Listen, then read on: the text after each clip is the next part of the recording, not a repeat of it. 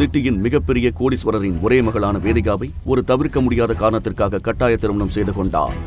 சர்வா வேதிகாவின் வீட்டில் ஒரு வீட்டோடு மாப்பிள்ளையாக வாழ்ந்து வந்தான்.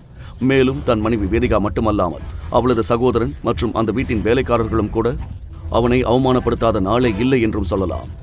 சாதாரணமாக மளிகை பொருட்கள் வாங்கும் ஒரு பையை மட்டுமே எடுத்துக்கொண்டு செல்லும் இந்த ஏழை சர்வாவை அழைத்துச் செல்ல பல கோடி மதிப்புள்ள கருப்பு கார்கள் வந்தது ஏன்? அவன் பின்னால் மறைந்திருக்கும் உண்மை என்ன? சர்வா யார்? உங்களுக்கு சிலிர்ப்பை ஏற்படுத்தும் அவனது ரகசியம் என்ன? தெரிந்து கொள்ள இப்போதே பாக்கெட் எஃப்எம்ஐ டவுன்லோட் செய்து தி டைகர் ரிட்டர்ன்ஸ் கதையை இலவசமாக கேளுங்க. தண்டச்சோரே, பாத்ரூம் கிளீன் பண்ணிட்டு சீக்கிரமா வெளியில வா. மளிகை ஜாமான் வாங்க மார்க்கெட்டுக்கு போகணும். இந்த வேலைக்காரன் வீட்டின் அனைத்து வேலைக்காரர்களுக்கும் சீனியர். இவனுக்கு வீட்டில் அபினவை விட பல மடங்கு மரியாதை அதிகம் என்பது அபினவுக்கு தெரியும். சொல்லுங்கண்ணா.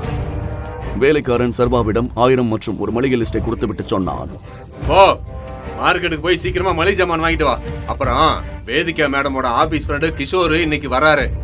என்ன நைட் வராங்களேன்னு பாக்குறியா? நீ அவங்களுக்கு புருஷன் இல்லையா?